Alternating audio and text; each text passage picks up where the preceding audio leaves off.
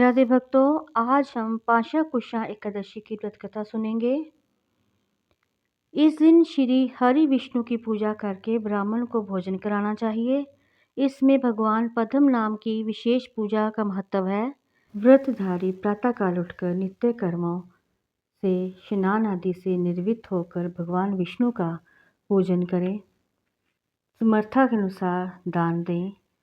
युधिष्ठिर जी बोले, हे भगवान, अश्विन शुक्ल पक्ष की एकादशी का क्या नाम है, सो कृपा करके कहो। भगवान श्री कृष्ण जी बोले, हे राजेंद्र, इस एकादशी का महात्म्य मैं तुमसे कहता हूँ, उसे सुनो। ये पापों को दूर करने वाली श्रेष्ठ एकादशी पाशा कुशा नाम से प्रसिद्ध है। इसमें मनुष्य को पद्म नाम का पूजन करना चाहिए। इंद्रियों को वश में करके बहुत समय तक तपस्या करने से जो फल मिलता है, वह फल गरुड़ ध्वज भगवान को नमस्कार करने से मिलता है। अज्ञान से बहुत पाप करने पर भी मनुष्य पाप नाशक भगवान को नमस्कार करके घोर नरक को नहीं जाते। पृथ्वी पर जितने तीर्थ और पवित्र स्थान हैं, उनका फल भगवान के नाम के कीर्तन से मिल जाता है। जो शार्क धनुषधारी जनार्दन की शरण को प्राप्त हो गए हैं, वे मनुष्य कभी यमलोक को नहीं जाते। जो मनुष्य प्रसंगवश एक एकादशी का भी व्रत कर लेते हैं, वह कठिन पाप करके भी यमलोक को नहीं जाता। हजारों अश्वमेध और सैकड़ों राजसूय यज्ञ करने का फल इस एकादशी के उपवास के 16वें भाग के बराबर भी नहीं है। हे मनुजा गिप, जब तक मनुष्य पद्म नाम की एकादशी का उपवास नहीं करता, तब तक उसके शरीर में पाप रहते हैं। हे राजन, किसी बहाने से भी जिसने एकादशी कर ली तो वह जमराज को नहीं देखता।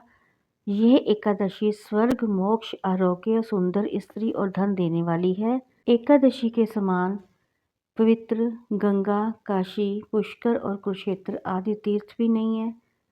एकादशी का उपवास करके रात्रि में जागरण करके बिना परिश्रम विष्णु पद को प्राप्त हो जाता है।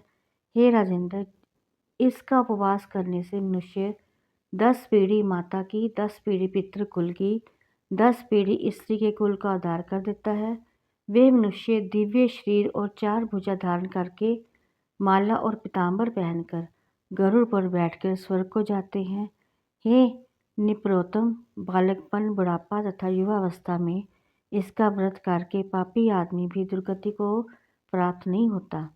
अश्विन शुक्ल पक्ष में पाशा कुशा का उपवास करके मनुष्य सब पापों से छूटकर विष्णु लोक को जाता है। ऐसा करने से सब रोगों से छूटकर मनुष्य रूपवान, बुद्धिमान, भाग्यशाली, सुरीले कंठ वाला पंडित होता है।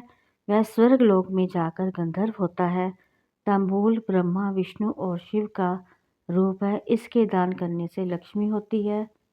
सुपारी में ब्रह्मा, पान के पत्ते में विष्णु निवास करते हैं।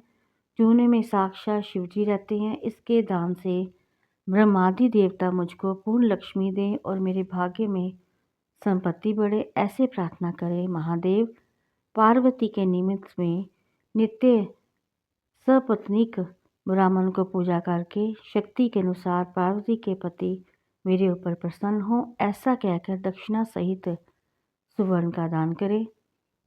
बुद्धिमान मनुष्य उद्यापन के लिए शिवजी की प्रतिमा स्वर्ण को की बनवावें।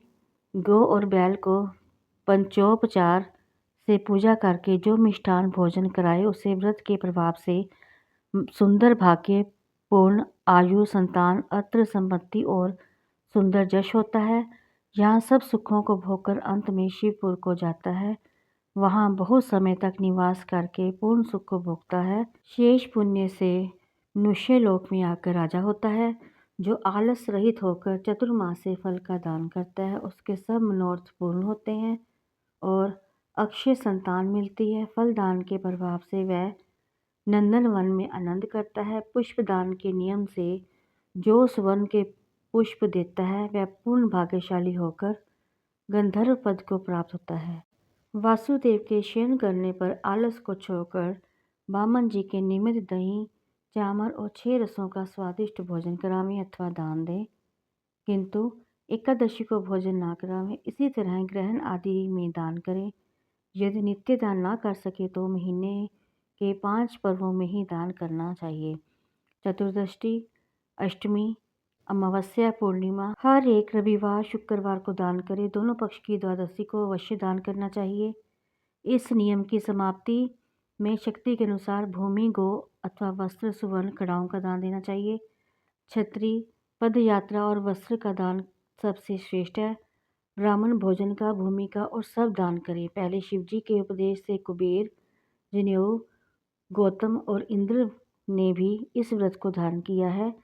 इस व्रत के करने से अक्षय अन्न, पुत्र और धन की प्राप्ति होती है, पुष्टि शरीर और पूर्ण आयु होती है और शत्रु का नाश होता है। भगवान का दृढ़ भक्त होकर वैकुंठ को जाता है।